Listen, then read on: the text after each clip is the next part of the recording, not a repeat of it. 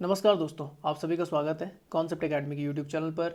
और हम डिस्कस कर रहे थे आपका वीकली करंट अफेयर्स जो आपका 9 अगस्त से लेकर 15 अगस्त का था। तो ये आप रहेगा आपका पार्ट 2। इसमें भी कुछ आपको न्यूज़ देखने को मिलेंगी, तो देखते हैं कौन कौन सी न्यूज़ है। तो लिखा हुआ है चीन बनेगा 2060 तक कार्बन न्यूट्रल। तो कार्बन न्यूट्रल का मतलब आपको मैं बता दूं, कार्बन न्यूट्रल का मतलब ये होता है कि जितना भी कार्बन एमिशन होगा उतना वो क्या कर देगा, सिंक कर देगा। ठीक है ना। तो मतलब जीरो रखेगा, किसी भी तरीके से कार्बन बोल सकते हैं प्रोडक्शन को। तो लिखा हुआ है चीन में औद्योगिकीकरण आश्चर्यजनक गति से हुआ, जिसने लोगों को गरीबी से बाहर निकाला है। हालांकि इसने चीन को कार्बन डाइऑक्साइड का सबसे बड़ा उत्सर्जक भी बना दिया है। नतीजतन चीन ने 2060 तक कार्बन न्यूट्रल बनने का लक्ष्य रखा है। कार्बन न्यूट्रल का अर्थ होता है जितना हो सके कार्बन डाइऑक्साइड उत्सर्जन में कटौती करना। इसके अलावा जो CO2 समाप्त नहीं किया जा सकता उसे ऑफसेट करना। यह कोयले की बजाय सौर ऊर्जा का उपयोग करके यानी नवीनीकरण ऊर्जा स्रोतों पर स्विच करके किया जा सकता है। किसी देश के लिए इसका मतलब कार्बन डाइऑक्साइड को अवशोषित करने वाली परियोजनाओं में निवेश करना हो सकता है। दुनिया की दूसरी सबसे बड़ी अर्थव्यवस्था होने के बावजूद चीन को विकासशील राष्ट्र माना जाता है, लेकिन विकासशील राष्ट्र होने के नाते यह अभी तक अपने उत्सर्जन के चरम पर नहीं पहुंचा है। यदि चीन ऐसा कर पाता तो यह प्रमुख अर्थव्यवस्थाओं के बीच चरम उत्सर्जन से सबसे तेज गिरावट होगी, यानी यह यूरोप के 70 साल के लक्ष्य और अमेरिका के 40 साल के लक्ष्य से भी तेजी से गति में आएगा। चीन इसके लिए परमाणु ऊर्जा में निवेश के अलावा इलेक्ट्रिक वाहनों और ऑटोमेशन के इस्तेमाल का विस्तार कर रहा है। आपको बता दें कि परमाणु ऊर्जा ग्रीन हाउस गैसों का उत्सर्जन नहीं करती है। अगर देखें तो ये आपका चाइना है। चाइना की जो बॉर्डर है वो मंगोलिया से लगती है। ऊपर से ये आपका रशिया है, इधर से जाएंगे तो कजाकिस्तान हो गया। बगल से आएंगे तो ये किर्गिस्तान वगैरह हो गया। यहाँ से अफगानिस्तान हो गया, यहाँ से आपका पाकिस्तान और नीचे से आपका कौन, ये भारत आ जाता है। यहीं पे आपका कुनलुन सान माउंटेन रेंज देखने को मिलती है। टकला मार्टन जो आपका डेजर्ट है यहाँ पर है। गोबी डेजर्ट जो आपका मंगोलिया और ये चाइना में फैला हुआ है। यहाँ की कुछ इंपॉर्टेंट रिवर है, जैसे हुआंगो रिवर है, जैसे येलो रिवर कहा जाता है, तो ये येलो सी में गिर जाती है। इसके अलावा ग्रैंड कैनाल यहाँ पर देखने को मिलता है। यांगटीसी रिवर है यहाँ पर, पर्ल रिवर है और मैकोंग रिवर है जो आपका साउथ चाइना सी में पानी को गिरा देती है। साउथ चाइना सी हो गया, पैसिफिक ओशन हो गया। यहाँ पे आपका जापान देखने को मिल रहा होगा। ये साउथ, ये कोरियन पेनिनसुला है। ऊपर की तरफ आपका नॉर्थ कोरिया जिसकी कैपिटल प्योंगयांग और साउथ कोरिया की कैपिटल सियोल है। तो ये आप याद कर सकते हैं। ठीक है ना। एक नदी है अमूर रिवर। ये अमूर रिवर क्या करती है, यहाँ पर दिख रही होगी। तो अमूर रिवर 3 देशों के बीच में सीमा का निर्धारण करती है, चाइना, मंगोलिया और ऊपर से रशिया। तो ये आपने याद रखना है। नीचे से आपका ये लग जाता है यहाँ पे हिमालय, तो ये आपने याद रखना है। नेक्स्ट चलते हैं। अच्छा, एक और क्वेश्चन पूछा गया था कि ये जो आपकी लाइन जा रही है ये आपकी ट्रॉपिक ऑफ क्या ये कैंसर है। तो पूछा गया था कि ट्रॉपिक ऑफ कैंसर किन किन देशों से लगता है। तो देखो यहाँ से देखेंगे अगर तो इंडिया से तो लग रहा है, यहाँ से देखेंगे तो म्यांमार से जा रहा है और यहाँ से आपका चाइना से भी ये क्या करता है, क्रॉस करता है। ये आपने याद रखना है, बिल्कुल लाओस बॉर्डर के ऊपर से निकल जाती है ये। अच्छा नेक्स्ट चले। नेक्स्ट लिखा हुआ है कि अब भारत मनाएगा राष्ट्रीय भाला दिवस। तो 7 अगस्त 2021 को, क्योंकि जो भारतीय एथलीट थे आपके नीरज चोपड़ा, उन्होंने स्वर्ण पदक जीता था। और ये रनिंग एंड ट्रैकिंग में पहला गोल्ड मेडल है इंडिविजुअल भारत का। इससे पहले वैसे अगर देखा जाए व्यक्तिगत तौर पर जो गोल्ड मेडल आया था वो 2008 का जो आपका बीजिंग ओलंपिक था, तो उसमें अभिनव बिंद्रा ने जीता था। और अब तक अगर बात करें तो उसके अलावा 8 गोल्ड आपकी भारतीय हॉकी टीम जीत चुकी है। तो लिखा हुआ भारतीय एथलेटिक महासंघ ने हर साल 7 अगस्त को राष्ट्रीय भाला दिवस, नेशनल जेवलिन डे मनाने की बात कही है। 7 अगस्त 2021 को खिलाड़ी नीरज चोपड़ा ने ओलंपिक में भाला फेंक प्रतियोगिता में स्वर्ण पदक जीतकर इतिहास रच दिया था। उन्होंने 87.58, ये पेपर में पूछा जा सकता है कि उन्होंने कितने दूर फेंका था। तो ये उनका लक्ष्य था, ये उनका ये वो बोल सकते हैं उनका रिजल्ट था कि उन्होंने 87.58 मीटर के सर्वश्रेष्ठ प्रयास के साथ यह पदक जीता था। यह दिन 7 अगस्त को नीरज चोपड़ा द्वारा भारत को ओलंपिक में गोल्ड जिताने की याद में मनाया जाएगा। अभिनव बिंद्रा के बाद वह ओलंपिक में व्यक्तिगत रूप से ओलंपिक स्वर्ण जीतने वाले दूसरे भारतीय बन गए। 7 अगस्त को राष्ट्रीय भाला दिवस पूरे भारत में भाला फेंक को प्रोत्साहित करने के उद्देश्य से मनाया जाएगा। अगले साल से AFI की सबबद्ध इकाइयाँ अपने अपने राज्यों में भाला प्रतियोगिता आयोजित करेंगी। उसके बाद भारत में कई अंतर जिला प्रतियोगिताएं संपन्न कराई जाएंगी। AFI आने वाले वर्षों में राष्ट्रीय स्तर पर ऐसे इवेंट्स आयोजित कर प्रतियोगिता का विस्तार करेगा। आपको बता दें कि AFI ने 2018 में national open javelin throw championship शुरू की थी, जिसका तीसरा संस्करण इस साल अक्टूबर में आयोजित होना है। नेक्स्ट न्यूज़ लिखी हुई है कि sky tracks world airport award 2021 आवंटित किए गए। तो लिखा हुआ हाल ही में स्काई ट्रैक्स ने एयरपोर्ट को लेकर अपनी वार्षिक रैंकिंग जारी की है। इस रैंकिंग में दोहा के हमाद अंतर्राष्ट्रीय हवाई अड्डे के ने दुनिया के सर्वश्रेष्ठ हवाई अड्डे का खिताब जीता है। तो दोहा राजधानी आपकी किसकी, कतर की, और ये आपका गल्फ नेशन है। गल्फ कंट्री है। तो जो आपका दोहा का हमाद अंतर्राष्ट्रीय हवाई अड्डा है, ये दुनिया का सर्वश्रेष्ठ हवाई अड्डा बताया गया है। आगे लिखा हुआ है, इस साल एचआईए ने सिंगापुर के चांगी एयरपोर्ट को हराकर यह खिताब जीता। अब तक जो पिछले 3-4 साल से जीत रहा था वो सिंगापुर का चांगी एयरपोर्ट जीत रहा था, पर इस बार आपका हमाद जो आपका इंटरनेशनल एयरपोर्ट है दोहा का, वो जीत चुका है। इसके अलावा दिल्ली के इंदिरा गांधी अंतर्राष्ट्रीय, अगर भारत में देखा जाएगा तो इंदिरा गांधी अंतर्राष्ट्रीय हवाई अड्डा ये टॉप पे किया है। आई थिंक 40 के आसपास इसकी रैंक रही है, 40 से 50 के बीच में शायद से। तो लिखा हुआ है, अंतर्राष्ट्रीय हवाई अड्डे ने भारत और मध्य एशिया श्रेणी में सर्वश्रेष्ठ हवाई अड्डे के लिए sky tracks world airport award 2021 प्राप्त किया है। यह लगातार तीसरा वर्ष था जब आईजीआई ने यह पुरस्कार हासिल किया है। स्काई ट्रैक्स ने भारत के आईजीआई एयरपोर्ट सहित कुछ अन्य अंतर्राष्ट्रीय हवाई अड्डों को स्पेशल 2021 कोविड-19 एयरपोर्ट एक्सीलेंस अवार्ड भी प्रदान किए, जो कोविड-19 दिशा निर्देशों और सुरक्षा प्रोटोकॉल को ठीक से लागू करने के लिए दिए गए हैं। आईजीआई इस श्रेणी में जगह बनाने वाला एकमात्र भारतीय हवाई अड्डा है। स्काई ट्रैक्स हवाई एयरपोर्ट इंडस्ट्री का सबसे प्रतिष्ठित पुरस्कार माना जाता है। वहीं विश्व हवाई अड्डा पुरस्कार 2021 कोविड-19 महामारी द्वारा उत्पन्न चुनौतियों से लड़ने और उनका सामना करने के लिए प्रयासों को रिकॉग्नाइज करता है। रैंकिंग के अनुसार 2021 में दुनिया के टॉप 5 एयरपोर्ट है। तो मैंने बता दिया, दोहा का जो आपका हमाद इंटरनेशनल एयरपोर्ट है कतर, दूसरा आता है आपका हानेडा हवाई अड्डा टोक्यो का, तीसरा आता है सिंगापुर को चांगी एयरपोर्ट, और फिर आता है इंचियोन अंतर्राष्ट्रीय हवाई अड्डा, और फिर आता है जापान का नारिता हवाई अड्डा। अच्छा, नेक्स्ट न्यूज़ आती है, अब घर बैठे मिलेंगी लर्निंग लाइसेंस जैसी कई सुविधाएं। तो दिल्ली के मुख्यमंत्री अरविंद केजरीवाल ने आज यानी 11 अगस्त को परिवहन विभाग की फेसलेस सेवाओं की शुरुआत करेंगे।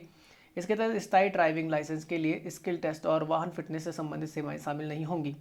फेसलेस सिस्टम की शुरुआत के बाद license renewal, transfer of ownership, license में एड्रेस चेंज, डुप्लीकेट लाइसेंस या आरसी जैसी सेवाएं अब घर बैठे मिल सकेंगी। मौजूदा सिस्टम के मुताबिक लर्निंग ड्राइविंग लाइसेंस के लिए आवेदक को आरटीओ दफ्तर आना अनिवार्य होगा। ऐसे लोग जो ऑनलाइन परीक्षा देने में असमर्थ हैं तो उनके लिए आरटीओ दफ्तर में आकर परीक्षा देने का ऑप्शन भी खुला रहेगा। फेसलेस स्कीम की शुरुआत के बाद आवेदक को केवल परमानेंट ड्राइविंग लाइसेंस के लिए ड्राइविंग टेस्ट देने के आरटीओ दफ्तर जाना होगा। दिल्ली परिवहन संबंधी सभी सेवाओं को फेसलेस या ऑनलाइन लाने वाला देश का पहला केंद्र शासित प्रदेश राज्य बन गया है। स्टेट ट्रांसपोर्ट डिपार्टमेंट के अनुसार 2019 में 1 मिलियन से अधिक ट्रांजैक्शंस ड्राइविंग लाइसेंस से संबंधित थे। आपको बता दें कि ऑनलाइन रनिंग टेस्ट के लिए ट्रायल पहले से शुरू किए जा चुके हैं।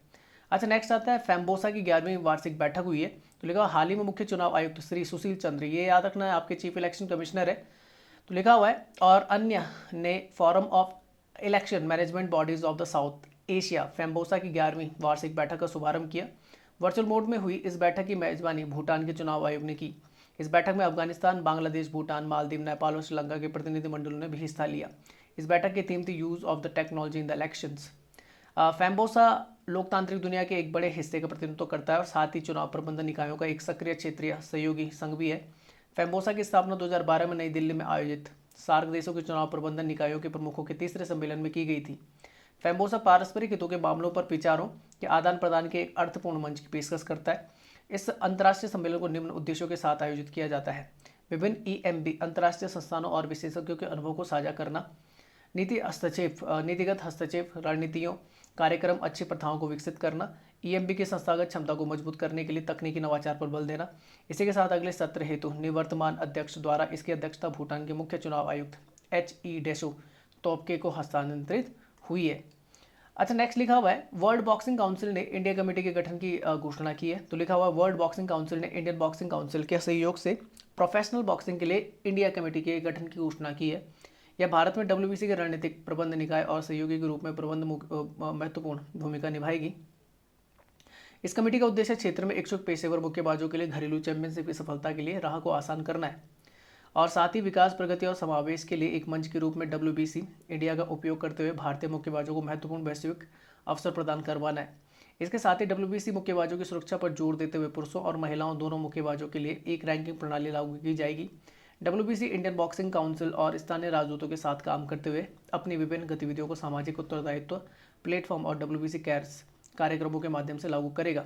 WBC इंडिया ने विशेष रूप से भारतीय मूल के पेशेवर मुक्केबाजों के लिए पहली बार पेशेवर मुक्केबाजी रैंकिंग अगस्त 2021 की भी घोषणा की है। भारतीय मूल के लगभग 400 से अधिक व्यक्ति दुनिया भर में इस खेल को पेशेवर रूप में खेलते हैं। वर्ल्ड बॉक्सिंग काउंसिल की अगर बात करें तो 14 Feb 1963 को बना था। इसके फाउंडर थे आपके एडोल्फो लोपेस मैटियोस और इसके प्रेसिडेंट अभी हैं तो वो एमॉर्सियो सुलेमान। इसका हेडक्वार्टर मैक्सिको सिटी, मैक्सिको में देखने को मिलेगा आपका वर्ल्ड बॉक्सिंग काउंसिल का। अच्छा, नेक्स्ट न्यूज़ आती है आत्मनिर्भर नारी शक्ति से संवाद।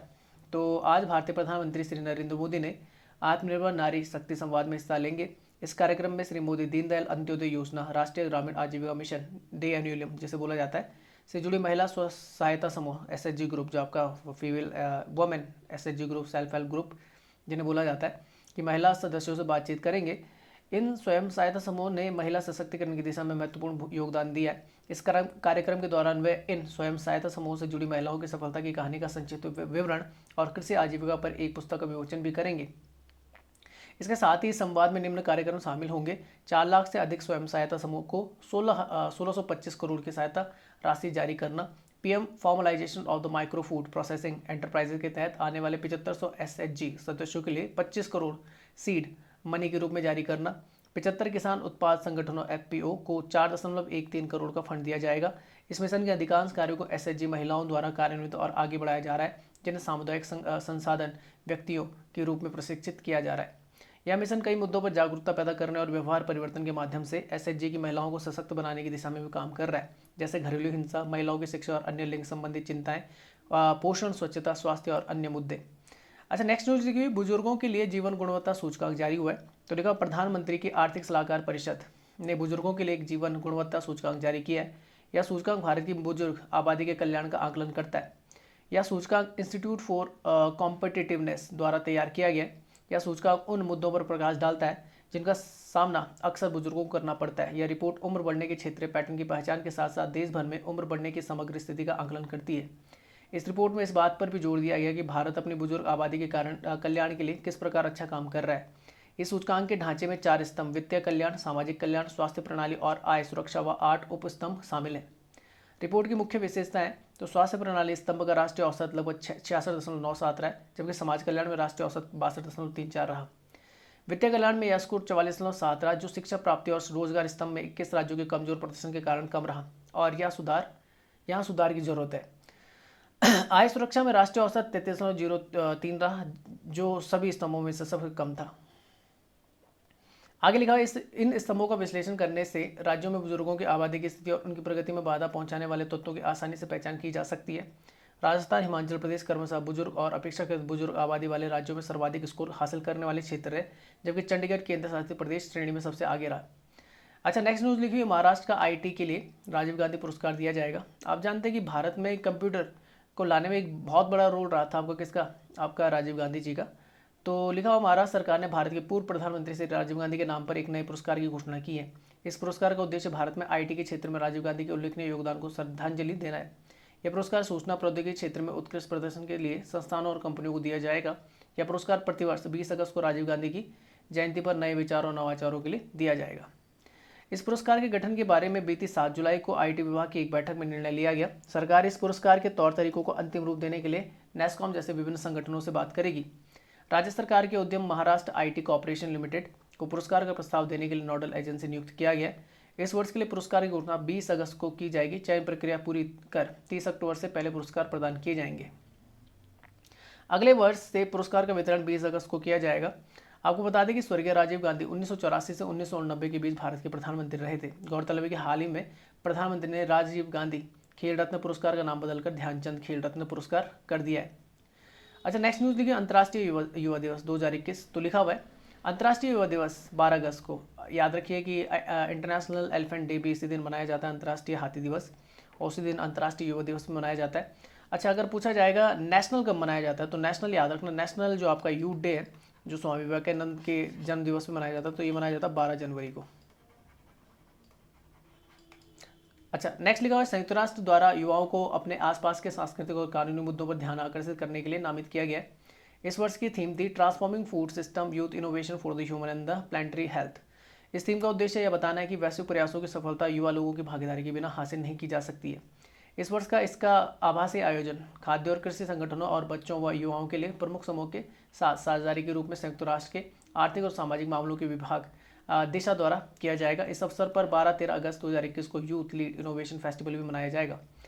यह एसडीजी की उपलब्धि और कोविड-19 महामारी से उभरने के लिए नवीन युवा नेतृत्व वाले समाधानों का उत्सव है। यह दिवस world conference of the minister responsible for the youth की सिफारिशों पर वर्ष 1999 में संयुक्त राष्ट्र द्वारा अंतर्राष्ट्रीय युवा दिवस के रूप में नामित किया गया। तो याद रखिए 1999 से ये आपका दिवस मनाया जा रहा है।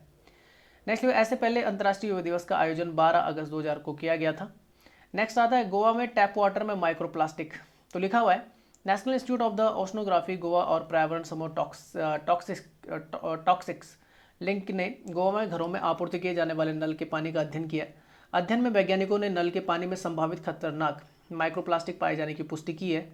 माइक्रोप्लास्टिक सूक्ष्म टुकड़े फाइबर और प्लास्टिक के कण होते हैं जिनकी लंबाई लगभग 5 मिलीमीटर से कम होती है। ये अपनी जहरीली क्षमता के कारण समुद्री प्रदूषण का कारण बनते हैं।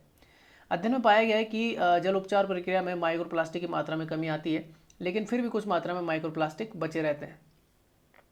हालांकि अभी तक इस बात का कोई दस्तावेजी सबूत नहीं है कि माइक्रोप्लास्टिक का सेवन सीधे मानव स्वास्थ्य को नुकसान पहुंचाता है या नहीं, लेकिन इसके संभावित खतरे को नज़रअंदाज नहीं किया जा सकता। आपको बता दें कि पानी के नमूनों में 26 प्रकार के पॉलीमर्स पाए जाते हैं जो विभिन्न प्लास्टिक उत्पादों और प्लास्टिक स्रोतों की मिलावट होने का संकेत देते हैं। इसके चलते नागरिकों के स्वास्थ्य पर इसका गंभीर प्रभाव पड़ना निश्चित होता है। रिपोर्ट के अनुसार पैकेजिंग सामग्री, मछली पकड़ने का जाल, पीवीसी पाइप, कपड़े के रेसे, टायर के टुकड़े और माइक्रोप्लास्टिक सामग्री के प्रमुख स्रोत हैं। इसके लिए कुप्रबंधित ठोस अपशिष्ट और प्रभावी अपशिष्ट जल उपचार सुविधाओं की कमी को जिम्मेदार ठहराया गया है। अच्छा, नेक्स्ट आता है आपका, तो लिखा हुआ इंदौर देश का पहला वाटर प्लस शहर बना है। तो लिखा हुआ है कि मध्य प्रदेश के इंदौर को स्वच्छ सर्वेक्षण 2021 के तहत देश का पहला वाटर प्लस शहर घोषित किया गया। गौरतलब है कि इंदौर के पास देश का सबसे साफ शहर होने का भी खिताब है।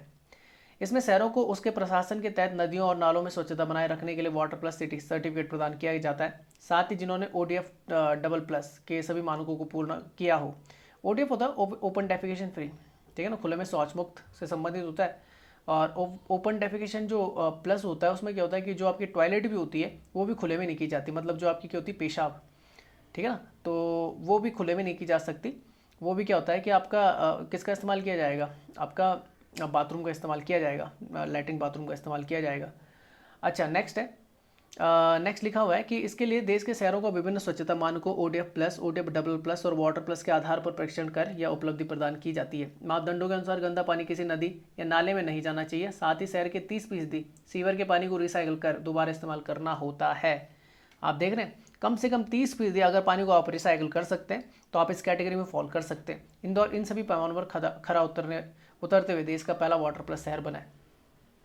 स्वच्छ भारत मिशन शहरी के तहत देश के शहरों को ODF plus, ODF double plus और वाटर प्लस सहित विभिन्न श्रेणियों में स्वच्छता के विभिन्न मानकों के आधार पर परीक्षण किया जाता है। नेक्स्ट न्यूज आती है, 14 अगस्त को विभाजन विभीषिका स्मृति दिवस मनाया जाएगा। Partition horror remembrance day Bharat मनाएगा। 14 अगस्त को पाकिस्तान अपना इंडिपेंडेंस डे मनाता है, भारत अब उसे पार्टीशन हॉरर रिमेम्बरेंस डे के रूप में मनाएगा। तो लिखा, प्रधानमंत्री श्री नरेंद्र मोदी ने 14 अगस्त को विभाजन विभीषिका स्मृति दिवस के रूप में घोषित किया है। पेपर में आने के चांसेस इसके बहुत ज़्यादा ब्राइट है। प्रधानमंत्री ने कहा है कि विभाजन के दर्द को कभी नहीं भुलाया जा सकता। उन्होंने लोगों के बलिदानों की याद में 14 अगस्त को विभाजन विभीषिका स्मृति दिवस के रूप में मनाए जाने की घोषणा की है। गौरतलब है कि स्वतंत्रता दिवस महत्वपूर्ण है क्योंकि यह स्वतंत्रता सेनानियों की वीरता और भावनाओं की याद दिलाता है। आपको बता दें कि इस दिवस को राष्ट्रीय गौरव और सम्मान के रूप में मनाया जाता है। इसी दिन प्रधानमंत्री हर साल लाल किले से झंडा फहराते हैं और देश को संबोधित करते हैं। आपको बता दें कि 14 अगस्त 1947 को पाकिस्तान को भारत से अलग कर एक अलग देश बनाया गया था। नेक्स्ट न्यूज़ लिखी हुई है, सोनचिराया ब्रांड और लोगो हुआ लॉन्च। तो लिखा हुआ है, शहरी स्वयं सहायता समूह SHG उत्पादों के विपणन के लिए सोनचिराया एक ब्रांड लोगो लॉन्च किया गया। इसे आवास और शहरी मामलों के मंत्रालय जो आपका हाउसिंग एंड अर्बन अफेयर्स के सचिव ने लॉन्च किया है। तो आपके हरदीप सिंह पुरी हैं आपके, ठीक है ना, housing and urban affairs Hardeep Singh Puri minister हैं आपके पुरी। इस ब्रांड और लोगों की लॉन्चिंग में कहा गया कि महिलाओं को आर्थिक रूप से सशक्त बनाने और सम्मानजनक जीवन जीने की मदद करना सरकार की प्राथमिकता वाले क्षेत्रों में से एक है। Ministry of the housing and urban affairs ने शहरी गरीब महिलाओं को पर्याप्त कौशल और अवसरों से लैस करने के लिए इस पहल की शुरुआत की है। मंत्रालय टिकाऊ सूक्ष्म उद्यमों को बढ़ावा देने में सक्षम बनाने पर ध्यान केंद्रित कर रहा है। यह शहरी गरीबी परिवार की महिलाओं को SHG और उन्हें उनके संघों में इन महिलाओं के लिए एक समर्थन प्रणाली बनाने के लिए भी एकजुट है। या इन महिलाओं को प्रोत्साहन देने वाली व्यवस्था तैयार करने के लिए शहरी गरीब परिवारों की महिलाओं को SHG और उनके संगठनों से एकजुट करती है। आपको बता दें कि लगभग 60 लाख सदस्यों के साथ विभिन्न राज्य केंद्र शासित प्रदेशों में 5.7 लाख से अधिक SHG गठन का गठन किया गया है। इन चुनौतियों को दूर करने के लिए मंत्रालय ने अमेजॉन और फ्लिपकार्ट जैसे प्रमुख ई-कॉमर्स पोर्टलों के साथ समझौता किया, जिसका उद्देश्य महिला सशक्तिकरण को बढ़ावा देना होगा। अच्छा, नेक्स्ट न्यूज लिखिए, अंतर्राष्ट्रीय जलवायु शिखर सम्मेलन 2021। तो लिखा हुआ है इंटरनेशनल क्लाइमेट समिट 2021। तो लिखा हुआ है अंतर्राष्ट्रीय जलवायु शिखर सम्मेलन का आयोजन 3 सितंबर 2021 को किया जाएगा। यह सम्मेलन PhD chamber of commerce and industry की पर्यावरण समिति की एक पहल है, जिसमें इन्वेस्ट इंडिया के ने साझेदारी की है। यह सम्मेलन भारत के हाइड्रोजन पारिस्थितिकी तंत्र को सशक्त बनाने पर ध्यान देगा और स्वच्छ ऊर्जा के क्षेत्र में भारत के आगे की राह के लिए संवाद स्थापित करने का काम करेगा। इस सम्मेलन का उद्देश्य हाइड्रोजन पारिस्थितिकी तंत्र और समाधानों में आत्मनिर्भरता बढ़ाने के लिए कार्योन्मुख दृष्टिकोण को अपनाना है। अपनी भौगोलिक स्थिति के कारण भारत में अक्षय ऊर्जा उत्पादन की अपार संभावना है, जिसका लाभ उठाकर भारत हाइड्रोजन प्रौद्योगिकियों के उत्पादन, भंडारण, परिवहन और वितरण के लिए कुशल ढांचा निर्मित कर सकता है। बता दें कि स्वच्छ सर्वेक्षण स्वच्छ भारत मिशन के हिस्से के रूप में देश भर के शहरों और कस्बों में स्वच्छता, हाइजीन और सफाई व्यवस्था का एक वार्षिक सर्वेक्षण होगा। नेक्स्ट न्यूज़ पाकिस्तान से। तो लिखा हुआ पाकिस्तान को पहली महिला मुख्य न्यायाधीश मिलने की संभावना है। भारत को अब तक भी नहीं मिली है, ठीक है ना, चीफ जस्टिस कोई नहीं बनी अभी तक सुप्रीम कोर्ट की, तो पाकिस्तान को मिल सकती है। तो लिखा हुआ है जल्द ही पाकिस्तान को न्यायमूर्ति आयशा मलिक के रूप में अपनी पहली महिला मुख्य न्यायाधीश मिल सकती है। हाल ही में पाकिस्तान के मौजूदा मुख्य न्यायाधीश मुशीर आलम ने उन्हें सर्वोच्च न्यायालय में पदोन्नत करने की सिफारिश की है। तो नाम याद रखना इनका, आयशा मलिक। इसलिए ऐसे कयास लगाए जा रहे हैं। बता दें कि जस्टिस आलम 17 अगस्त को सेवानिवृत्त होने जा रहे हैं। वर्तमान में जस्टिस मलिक लाहौर उच्च न्यायालय में पदस्थ हैं और वरिष्ठता सूची में 14 स्थान रखती हैं। वे मार्च 2012 में लाहौर उच्च न्यायालय की न्यायाधीश बनी थी।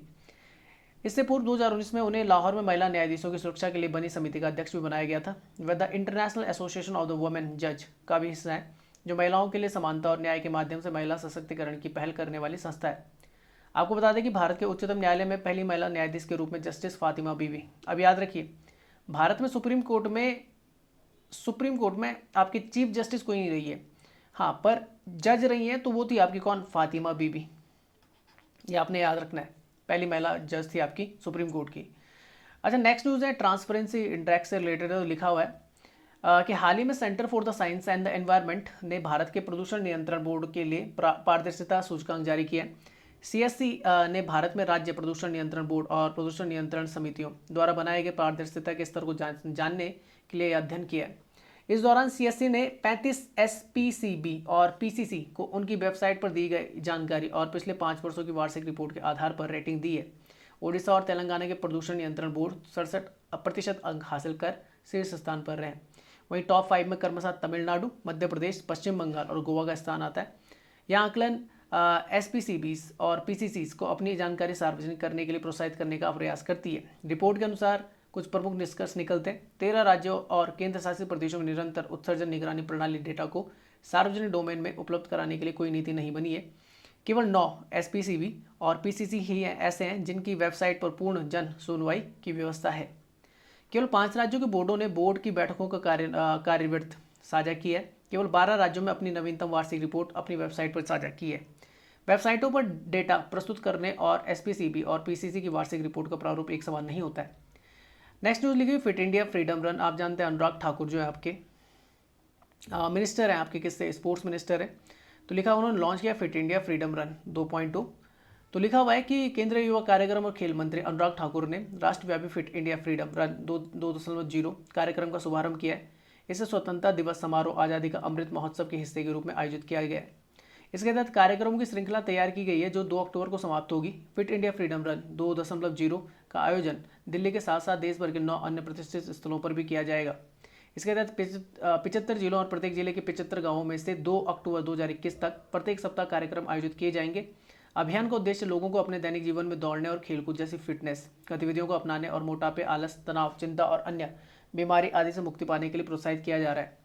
इस अभियान के माध्यम से नागरिकों को प्रतिदिन कम से कम 30 मिनट की शारीरिक गतिविधि को अपने जीवन में शामिल करने का संकल्प, फिटनेस की डोज आधा घंटा रोज लेने का आह्वान किया गया। तो ये आप इसकी थीम याद रखना, फिटनेस की डोज आधा घंटा रोज। फिट इंडिया रन का पहला संस्करण 2020 में 15 अगस्त से 2 अक्टूबर तक आयोजित किया गया था। अभियान के दौरान व्यक्तियों और आयोजकों ने सरकार के फिट इंडिया पोर्टल पर अपनी दौड़ को दर्ज किया था, जिसके बाद उन्हें भागीदारी का प्रमाण पत्र दिया गया था। एक आधिकारिक विज्ञप्ति के अनुसार 2020 में 5 करोड़ से अधिक लोगों ने भाग लिया था और लगभग 18 करोड़ किलोमीटर की दूरी तय की थी। नेक्स्ट न्यूज़ आती है प्रधानमंत्री श्रम पुरस्कार घोषित हुए। तो लिखा भारत सरकार ने वर्ष 2018 के लिए प्रधानमंत्री श्रम PMSA पुरस्कार की घोषणा की है। ये पुरस्कार केंद्र और राज्य सरकार के विभागीय उपक्रमों और सार्वजनिक क्षेत्र के उपक्रमों आदि में कार्यरत 69 श्रमिकों को प्रदान किए जाने हैं। ये पुरस्कार श्रमिकों को उनके विशिष्ट प्रदर्शन, नवीन क्षमताओं, उत्पादकता के क्षेत्र में उत्कृष्ट योगदान और असाधारण साहस व बुद्धिमत्ता का प्रदर्शन करने के लिए दिए जाने। 69 पुरस्कार प्राप्तकर्ताओं में से 49 सरकारी क्षेत्र के अधिकारी और शेष 20 निजी क्षेत्र के अधिकारी हैं। इस वर्ष पीएमएसए को 3 श्रेणियों में प्रदान किया गया। ये 3 श्रेणियां: श्रम भूषण पुरस्कार, इसमें 1 लाख का नगद पुरस्कार दिया जाता है। श्रमवीर श्रम वीरांगना पुरस्कार, इसमें 60,000 का नगद पुरस्कार दिया जाता है। श्रम श्री श्रम देवी पुरस्कार, इसमें प्रत्येक को 40,000 का नगद पुरस्कार दिया जाता है। आपको बता दें कि पुरस्कार पाने वालों में 8 महिला कार्यकर्ता शामिल हैं। साल 2018 हेतु श्रम भूषण पुरस्कारों के लिए 4 नामांकन, श्रमवीर श्रम वीरांगना पुरस्कारों के लिए 12 नामांकन और श्रम श्री श्रम देवी पुरस्कारों के लिए 17 नामांकनों को चुना गया। बता दें कि कुछ पुरस्कार श्रमिकों और या एक से अधिक श्रमिकों की टीमों द्वारा साझा किए गए। नेक्स्ट न्यूज आती है, मणिपुर में मनाया गया देशभक्ति दिवस। तो लिखा हुआ है, हर साल 13 अगस्त का दिन मणिपुर राज्य में देशभक्ति दिवस पैट्रियोट डे के रूप में मनाया जाता है। इस दिन को मणिपुर की स्वतंत्रता की रक्षा के लिए अपने प्राणों की आहुति देने वाले वीरों की याद में मनाया जाता है। वर्ष 1891 में एंग्लो मणिपुर युद्ध में बलिदान देने वाले राज्य के वीर नायकों को इस दिन श्रद्धांजलि अर्पित की जाती है। आज मणिपुर के राज्यपाल गंगा प्रसाद, याद रखिए मणिपुर के राज्यपाल कौन है? गंगा प्रसाद है। और वहाँ के मुख्यमंत्री कौन है? आपके एन बीरेन सिंह। ठीक है ना, इस तरीके से आपने याद रखना है। ने इम्फाल में शहीद मोनार पर पुष्पांजलि अर्पित की है। लिखा हुआ है, उन्होंने अपने वक्तव्य में कहा है कि वर्तमान पीढ़ी को अपने पूर्वजों के बलिदान को ध्यान में रखते हुए विकास के लिए आगे बढ़ने का प्रयास करना चाहिए। बता दें कि एंग्लो मणिपुर युद्ध मणिपुरी इतिहास के लिए सबसे महत्वपूर्ण घटना है। अपनी मातृभूमि की गरिमा, सम्मान और संप्रभुता को बचाने के लिए इस युद्ध में कई वीरों ने अपने प्राणों की आहुति दी थी। इसी दौरान 13 अगस्त 1891 को अंग्रेजों ने युवराज टिकेंद्रजीत और थंगल जनरल को फिदाबुंग में जनता के सामने फांसी दे दी थी। नेक्स्ट लिखा हुआ है, इसी कारण मणिपुर में 13 अगस्त को देशभक्त दिवस मनाया जाता है। तो कुछ नहीं, देखो अब देखो 13 अगस्त आपने मणिपुर में याद रखना है, बोलते हैं पैट्रियोटिक डे मनाया जाता है। 14 अगस्त को भारत में आपका कौन सा दिवस मनाना है? तो ये आपका मनाना है रिमेम्बरेंस हॉरर, जो आपका था ना हॉरर रिमेम्बरेंस डे। और 15 को आप जानते हैं इंडिपेंडेंस डे। जिस स्थान पर फांसी दी गई थी वर्तमान में उसे वीर टिकेंद्रजीत पार्क के नाम से जाना जाता है। अगर नॉर्थ ईस्ट की बात की जाएगी तो याद रखना, नॉर्थ ईस्ट में आपकी जो 7 सिस्टर्स हैं उसमें सिक्किम नहीं होता। सिक्किम को ब्रदर ऑफ द 7 सिस्टर बोला जाता है। इसमें आपका 7 सिस्टर में आपका आसाम आ जाता है, मेघालय आ जाता है, अरुणाचल प्रदेश ऊपर से नागालैंड, मणिपुर, मिजोरम और त्रिपुरा आ जाता है। जिसकी बात करें तो मिजोरम की कैपिटल इम्फाल है। इम्फाल मणिपुर की कैपिटल क्या है? इम्फाल। मिजोरम की कैपिटल है आइजॉल। त्रिपुरा की कैपिटल अगरतला। मेघालय की कैपिटल है शिलोंग। आसाम कैपिटल दिसपुर। अरुणाचल प्रदेश की ईटानगर। और सिक्किम के आप जानते हैं गंगटोक। ठीक है। अच्छा, खबरों में सैसलम पहाड़ियाँ आंध्र प्रदेश में काफ़ी ज़्यादा इंपॉर्टेंट। तो लिखा हुआ, आंध्र प्रदेश राज्य जैव विविधता बोर्ड ने कहा है कि सैसलम पहाड़ियाँ स्थानीय पौधों की प्रजातियों में समृद्ध है। माइक्रोबियल पौधे, लेगुम पौधे और औषधीय झाड़ियाँ यहाँ की जैव विविधता का हिस्सा है। यहाँ पर पाए जाने वाले विशाल वृक्ष मिट्टी में नाइट्रोजन के स्तर में सुधार करते हैं। आपको बता दें कि नाइट्रोजन स्वस्थ जैव विविधता को बनाए रखने के लिए एक आवश्यक तत्व होता है। आप जानते हैं कि NPK आपने सुना होगा, 3 इंपॉर्टेंट होते हैं जो मेनली बाहर से देने होते हैं। किसको? पौधे को। तो नाइट्रोजन, फास्फोरस, कौन सा? पोटेशियम 4:1 के रेशियो में। मिट्टी को। यहाँ शुष्क पर्णपाती मिश्रित वनों के साथ साथ आर्द्र पर्णपाती वन पाए जाते हैं। यहाँ के जंगलों में पीले गले वाली बुलबुल देखी जाती है। इसके अलावा ओरिएंटल व्हाइट बैक्ड गिद्ध भी यहाँ पर पाया जाता है। यहाँ पाए जाने वाले अन्य वन्य जीव हैं hyena, golden jackal, Indian fox, small Indian civet और जंगली बिल्ली। तो ये था आपका पार्ट 2 और 15 अगस्त तक के आपके क्या हो जाते हैं, करंट अफेयर्स यहाँ पे ख़त्म होते हैं वीकली। तो इस वीडियो का PDF जो है मैं वो आपका व्हाट्सएप ग्रुप और टेलीग्राम ग्रुप में शेयर कर दूंगा। अगर आप इस वीडियो को यूट्यूब में देख रहे हो तो लाइक करें, शेयर करें और चैनल को सब्सक्राइब करना ना भूलें। चैनल अगर सब्सक्राइब नहीं किया है तो चैनल को सब्सक्राइब कर लीजिए। बेल आइकन आपको प्रेस करना पड़ेगा, उसके बाद ऑल नोटिफिकेशन पे क्लिक करना होगा। जिससे होगा क्या कि जितनी वीडियो मेरे द्वारा बनाई जा रही है वो आपको टाइम टू टाइम मिलती जाएंगी। हम फेसबुक पे भी हैं, वहाँ पे भी आप हमारे चैनल को लाइक कर सकते हैं। हम इंस्टाग्राम पर भी, वहाँ पे भी आप हमें फॉलो कर सकते हैं। तो वीडियो को देखने के लिए आप सभी का बहुत बहुत धन्यवाद। मिलते हैं फिर किसी नेक्स्ट वीडियो के साथ, तब तक के लिए जय हिंद, जय भारत।